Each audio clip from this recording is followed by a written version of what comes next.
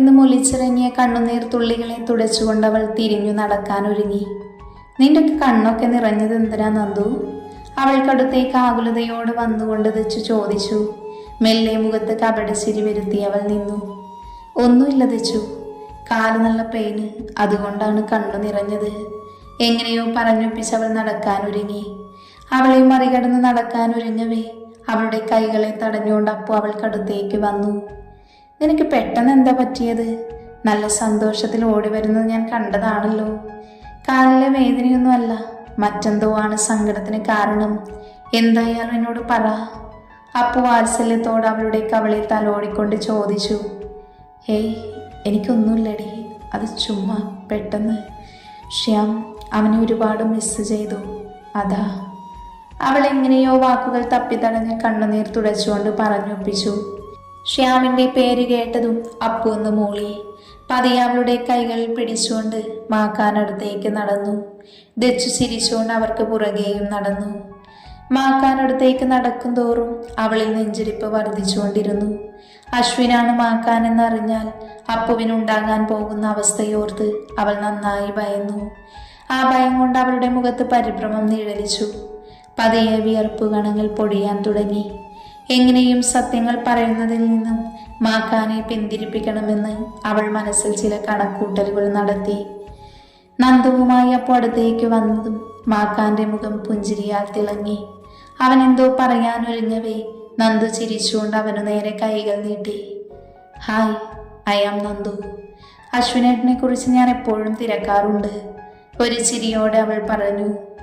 ഇവൾക്ക് ഇതെന്തു പറ്റിയെന്ന ചിന്തയാൽ മാക്കാൻ അവളെ ഒന്ന് നോക്കി.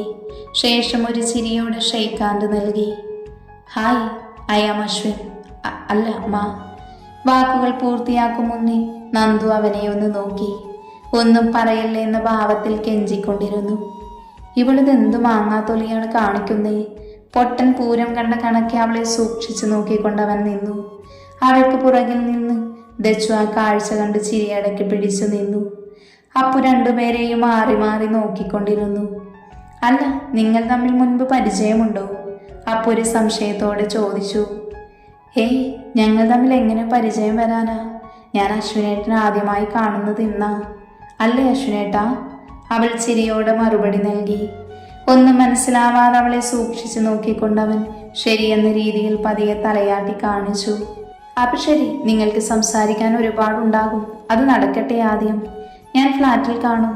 കറക്കമൊക്കെ കഴിയുമ്പോൾ അങ്ങോട്ട് വന്നാ മതി. രണ്ടാളും ഒരു ചിരിയോടെ പറഞ്ഞ് അവളോട് യാത്ര പറഞ്ഞവൾ തിരിഞ്ഞു നടന്നു. എടി, നിന്റെ സർപ്രൈസ് അറിയണ്ടേ? നടന്നു നീങ്ങുന്ന അവളെ നോക്കി ദച്ചു വിളിച്ചു കൂവിക്കൊണ്ട് പറഞ്ഞു. ഇതിലും വലിയ സർപ്രൈസ് എനിക്ക് എന്താണ് ദച്ചു? തിരിഞ്ഞു നോക്കി അവൾക്ക് മറുപടി നൽകിയ ശേഷം അവൾ വീണ്ടും മുന്നോട്ട് നടന്നു. ഓരോ ചുവട് വയ്ക്കും തോറും അവളുടെ കാലുകളെ ശക്തി ക്രമേണ കുറഞ്ഞു വന്നു. അനുസരണയില്ലാതെ കണ്ണുകൾ വീണ്ടും നിറഞ്ഞൊഴുകിക്കൊണ്ടിരുന്നു.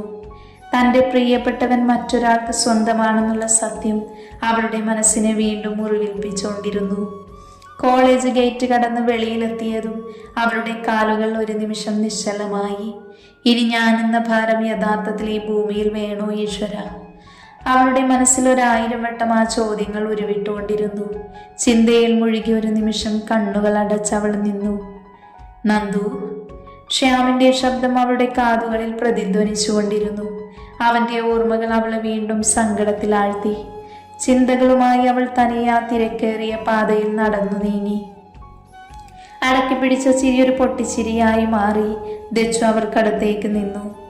അപ്പവും ആക്കാനും അവളെ തന്നെ സൂക്ഷിച്ചു നോക്കിക്കൊണ്ടിരുന്നു. എടി, ഒന്ന് പതിയെ ചിരിക്കടി ദച്ചു. അവളുടെ തലയിൽ പതിയെ കൊട്ടിക്കൊണ്ട് അപ്പു പറഞ്ഞു. എങ്ങനെ ചിരിക്കാതിരിക്കും? നിന്റെയൊക്കെ അഭിനയം അമ്മാതിരി അല്ലായിരുന്നോ? അവൾ ഇടുപ്പിൽ കൈകുത്തി പിടിച്ച് ചിരിച്ചുകൊണ്ട് പറഞ്ഞു.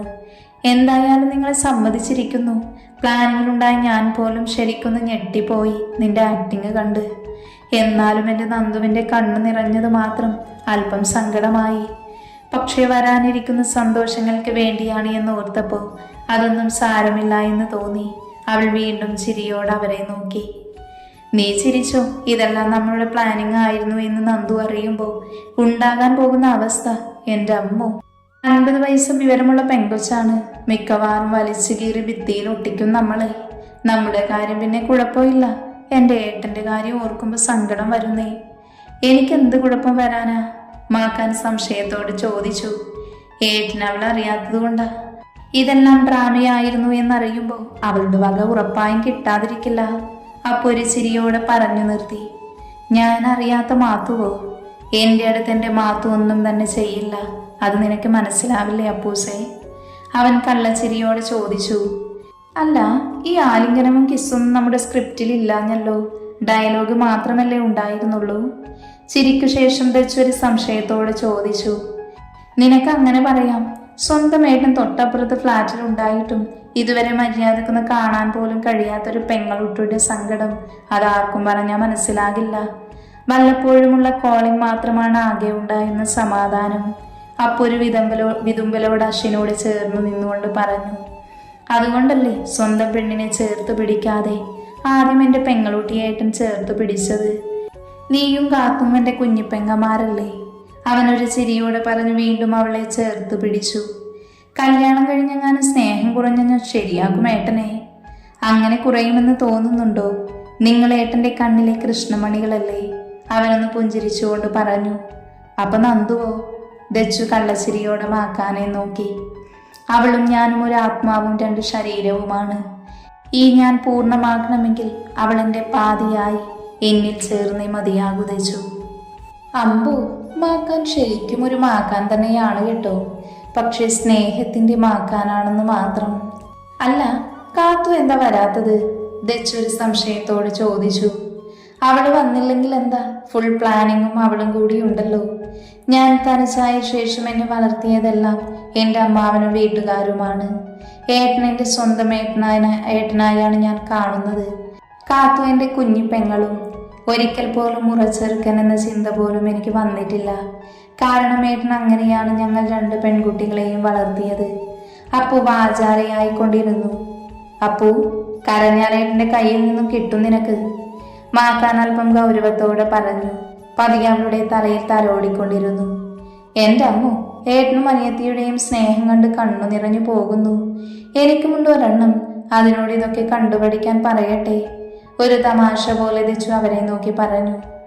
ഓഹോ, ഒരുപാട് ഊതല്ല മോളെ. നന്ദു എന്ന് പുറമെ വിളിക്കുമ്പോഴും മനസ്സിൽ മുഴുവൻ നന്ദു ഏട്ടത്തി എന്ന വിളിച്ചിരുന്നേ. എൻ്റെ ഏട്ടന് എന്തുകൊണ്ടാവും യോജിച്ച പെണ്ണാണ് എൻ്റെ നന്ദു.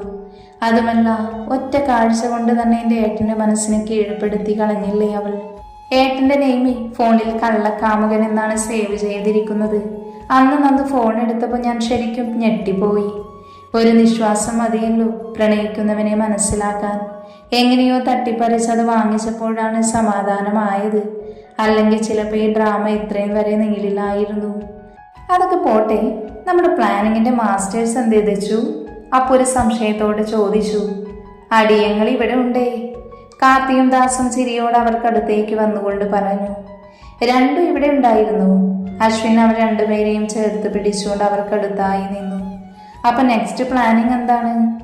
അക്കു, നിന്റെ വാശിക്ക് വഴങ്ങിയാണ് ഇത്രയും നാള് അവൾ കാണാൻ നീ നടന്നിട്ടും ഞങ്ങളൊന്നും പറയാതിരുന്നത്. നിന്റെ നാടകങ്ങൾക്ക് കൂട്ടുനിന്നതും. ഇനിയത് പറ്റില്ല. ദാസ് ഉറച്ച ശബ്ദത്തോടെ തന്റെ നിലപാട് വ്യക്തമാക്കി. കൂടി നിന്ന് എല്ലാവരും തന്നെ അവന്റെ വാക്കുകളെ പിന്തുണച്ചു. അവളിൽ ഈ സ്നേഹത്തിന്റെ ആഴം മനസ്സിലാക്കിയിട്ടു മതി അവളുടെ മുന്നിൽ ഇനിയൊരു കൂടിക്കാഴ്ചയെന്ന് ഞാൻ തീരുമാനിച്ചതാ. ഒരുപക്ഷെ എൻ്റെ സ്വാർത്ഥതയായിട്ട് നിങ്ങൾക്ക് തോന്നാം.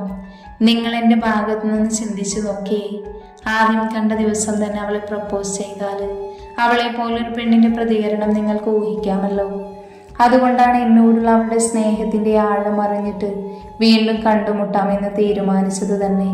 ഇപ്പൊ അവൾ ഞാൻ എന്ന ലോകത്ത് ജീവിക്കാനാണ് ആഗ്രഹിക്കുന്നത്. ഈ മാത്തുവിനെ തന്നെയാണ് ഞാൻ കാണാൻ ആഗ്രഹിക്കുന്നതും. അതെങ്ങനെയാളെയാ ശരിയാകുന്നേ? ഒറ്റ ദിവസത്തെ പരിചയമുള്ളൂ നിങ്ങൾ തമ്മിൽ. കാലങ്ങൾക്ക് മുൻപേ നിന്നിൽ അവൾ കുടിയിറങ്ങിയതല്ലേ? അത് നീ മറന്നോ? ദാസവന്റെ തോളിൽ പിടിച്ചുകൊണ്ട് പറഞ്ഞു. അതൊക്കെ നീ പറഞ്ഞത് ശരിയായിരിക്കും. പക്ഷെ അന്നും പ്രണയം എന്നിൽ മാത്രമായിരുന്നു. അവൾ അതറിഞ്ഞിട്ട് കൂടെയില്ല. അല്ലെങ്കിൽ ഞാൻ അവളോട് പറഞ്ഞിട്ട് കൂടിയില്ലെന്ന് പറയുന്നതാവും കറക്റ്റ്. അതൊക്കെ പഴയ കാര്യമല്ലേ. ഇപ്പൊ നന്ദു അവൾ നിന്നെ ജീവന് തുല്യം സ്നേഹിക്കുന്നുണ്ട്. എൻ്റെ ശ്യാം ആഗ്രഹിച്ചിരുന്ന സ്നേഹം അത് കിട്ടാൻ അർഹൻ നീയാണെന്ന് കാലം തെളിയിച്ചു അശ്വിൻ. വിധി നിനക്കായി അവളെ വീണ്ടും തന്നിരിക്കുകയാ. ഇനി അവളെ കൈവിടരുത്. അവൾ നിന്നെ അത്രമാത്രം സ്നേഹിക്കുന്നുണ്ട്. അവന്റെ കൈകളെ ചേർത്ത് പിടിച്ചുകൊണ്ട് കാർത്തി പറഞ്ഞു. എന്തുകൊണ്ടോ അവന്റെ തൊണ്ട ഇടറിയിരുന്നു ആ വാക്കുകൾ പറയുമ്പോൾ. കാർത്തി അവന്റെ ഈറനണിഞ്ഞ കണ്ണുകളോടെ മാക്കാന്റെ കണ്ണുകളിലേക്ക് നോക്കി. അവന്റെ സങ്കടം കണ്ട് എന്തുകൊണ്ടോ മാക്കാന്റെ കണ്ണുകളും നിറഞ്ഞു. ആ കാഴ്ച കണ്ടു നിന്ന് എല്ലാവരുടെയും കണ്ണുകളും ഈറനണിഞ്ഞിരുന്നു. അതെ, മതി. രണ്ടും കൂടി മനുഷ്യനെ കരയിപ്പിച്ചു പുട്ടിയിളക്കിയത്. ഒഴുകിയെത്തിയ കണ്ണുനീർ തുള്ളികളെ തുടച്ചൊരു വിതുമ്പലോടെ തെച്ചു പറഞ്ഞു. അത് കേട്ട് എല്ലാവരും ചിരി തുടങ്ങി. അതെ, നഷ്ടപ്രണയം കഞ്ചാവിനേക്കാൾ തലയ്ക്ക് പിടിക്കുമെന്നാണ്. അവളിപ്പോ ഒരു നിരാശ കാമുകിയാ. അത് ഓർമ്മ വേണം എല്ലാവർക്കും. അതുകൊണ്ട് നിരാശ കാമുകി എന്തെങ്കിലും ചെയ്യും മുൻപ് ചെല്ലട്ടെ അങ്ങോട്ട്. അവൾ ഒന്നും ചെയ്യാൻ പോകുന്നില്ല അപ്പു. അവൾ ഈ മാക്കാന്റെ പെണ്ണാണ്, എനിക്ക് വേണ്ടി പിറവിയെടുത്തവൾ. സ്വന്തം പ്രണയം ത്യജിക്കേണ്ടി വന്നാലും എൻ്റെ ഓർമ്മകളുമായി അവൾ ഇവിടെ ജീവിക്കുമെന്ന് എനിക്ക് ഉറപ്പുണ്ട്. തിരിച്ചു കിട്ടാത്ത സ്നേഹം മനസ്സിന്റെ വിങ്ങലാണേട്ടാ.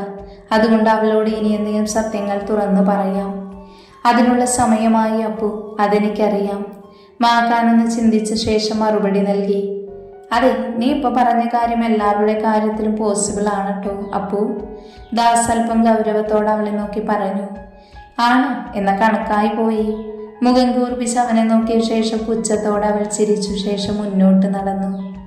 ഡാളിയ, എന്താണ് അവൾക്ക് എന്നോടുള്ള അപ്രോച്ച് മാറാത്തത്? ഞാനും തെച്ചുവും അവളെ കുശുമ്പാക്കാൻ എന്തെല്ലാം നാടകങ്ങൾ കളിച്ചു. അവസാനം നന്ദുവിന്റെ മനസ്സിൽ നീയുണ്ടോ എന്ന് കണ്ടെത്താൻ കളിച്ച നാടകത്തിലും നൈസായിട്ട് ഞാൻ എൻ്റെ കാര്യം സെറ്റാക്കാൻ നോക്കി. എവിടുന്ന്? അവള് കരയ്ക്കും വഞ്ചിക്കും അടുക്കുന്നില്ല. എൻ്റെ അമ്മയ്ക്കൊരു മരുമകൾ ഉണ്ടെങ്കിൽ അത് അപ്പു മാത്രമായിരിക്കും. അതൊക്കെ ശരിയാക്കാൻ ദാസ്.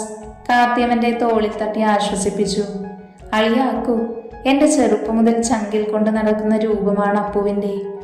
ആരുമില്ല എന്ന് സിമ്പതിയുടെ പുറത്ത് തോന്നിയ ഒരു ഇഷ്ടമല്ല, ശരിക്കും അവളെ ഒരുപാട് ഇഷ്ടമാണ് എനിക്ക് തന്നൂടെ അവളെ?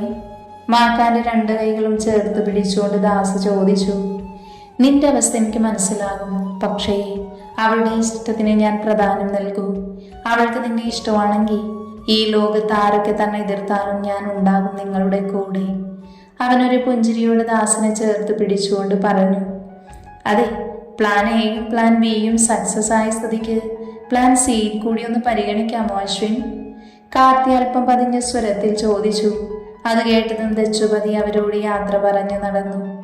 കണ്ടോ, ഒരു പച്ചക്കൊടി പോലും കാണിക്കാതെ പോകുന്ന നോക്കിയ ദുഷ്ട. കാർത്തി ദേഷ്യത്തോടെ അവൾ പോകുന്നത് നോക്കി നിന്നു. അതൊക്കെ വിടടാ, നമ്മൾ ഒരുമിച്ച് നിന്ന എല്ലാം നടക്കും. അശ്വിൻ രണ്ടുപേരുടെയും തോളിൽ കൈയിട്ടുകൊണ്ട് അവനോട് ചേർത്തു നിർത്തി പറഞ്ഞു. അപ്പൊ എങ്ങനെ, ഇനി പ്രണയകളിൽ തുടങ്ങുമല്ലേ?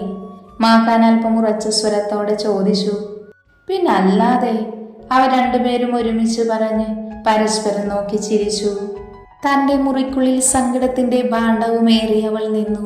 ആ മുറിക്കുള്ളിൽ ഏകാന്തത തൻ്റെ മനസ്സിന് താങ്ങാൻ പറ്റുന്നതിലും അധികമാണെന്ന ചിന്ത അവളിൽ ഒരു ഭ്രാന്തിയെ പോലെ മുറവിളി കൂട്ടിച്ചു.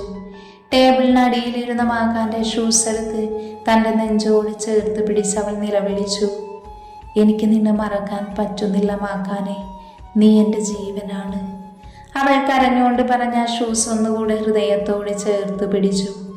പെട്ടെന്നാണ് ടേബിളിലിരുന്ന് അവൾ ഫോൺ റിംഗ് ചെയ്തത്. ഡിസ്പ്ലേയിൽ സച്ചിദാനന്ദ് എന്ന് തെളിഞ്ഞതോടെ മെല്ലെ ഒഴുകിയെത്തിയ കണ്ണുനീർ തുള്ളികൾ തുടച്ചുകൊണ്ട് അവൾ കോൾ അറ്റൻഡ് ചെയ്തു. ഹലോ അച്ഛാ. ആ മോളെ, അച്ഛനാ. മോൾക്ക് സുഖല്ലേ? പിറന്നാളിനെ വിളിക്കാതിരുന്നതിൽ വിഷമമുണ്ടോ മോൾക്ക്? ഏയ്, അങ്ങനെയൊന്നുമില്ല അച്ഛാ. അച്ഛന് സുഖല്ലേ? എന്താ എന്നെ ഇത്ര നാൾ വിളിക്കാതിരുന്നേ? അത് ഓരോന്ന് ഓർമ്മിപ്പിച്ചു. വെറുതെ എൻ്റെ മോള് വീണ്ടും സങ്കടപ്പെടുത്തരുത് എന്തിനാണെന്ന് കരുതി. അതാ ഞാൻ. എന്തിനാ അച്ഛാ ഇങ്ങനെയൊക്കെ പറയുന്നേ? അച്ഛൻ എൻ്റെ സ്വന്തമല്ലേ? അച്ഛൻ്റെ ശബ്ദം കേൾക്കാതിരിക്കുന്നതാണ് എനിക്ക് സങ്കടം. എത്ര നാളായി എന്നോടൊന്ന് മിണ്ടിയിട്ട് എന്നറിയുമോ അച്ഛന്? അതൊക്കെ അച്ഛനറിയാം. അച്ഛൻ്റെ മോൾക്കൊരു പിറന്നാൾ ഗിഫ്റ്റ് കരുതി വെച്ചിട്ടുണ്ട്. സമയമാകുമ്പോൾ അത് തരാട്ടോ. ഇപ്പം എൻ്റെ മോള് നല്ല കുട്ടിയായി പഠിക്കാൻ നോക്കണം. നാട്ടിൽ വരുമ്പോൾ ഉറപ്പായും എൻ്റെ കൂടെ ഒരാഴ്ച നിന്നിട്ട് പോയാൽ മതി. ഉറപ്പായും വരാമച്ചാ. എങ്കിൽ ശരിയേച്ചാ, ഞാൻ ഫോൺ വെക്കുക. ഒരുപാട് പഠിക്കാനുണ്ട്. By, take care. ഫോൺ കട്ടാക്കി അത് ബെഡിലേക്ക് വലിച്ചെറിഞ്ഞ് അവൾ ഒരു നിമിഷം ആ ബെഡിൽ പിന്നിലേക്ക് കൈകുത്തിയിരുന്നു. കുറച്ചു സമയമായി ഇരിപ്പ് തുടർന്നു. മനസ്സിൽ മിന്നിമറയുന്ന മാക്കാന്റെ ഓർമ്മകൾ വീണ്ടും അവളെ മുറിവേൽപ്പിച്ചുകൊണ്ടിരുന്നു. ഇല്ല, എല്ലാം മറക്കണം, അതാണ് എല്ലാവർക്കും നല്ലത്. മനസ്സിലോർത്ത് കരഞ്ഞു വീർത്തവും മുഖവുമായി അവൾ ഫ്രഷാകാൻ ബാത്റൂമിലേക്ക് നടന്നു.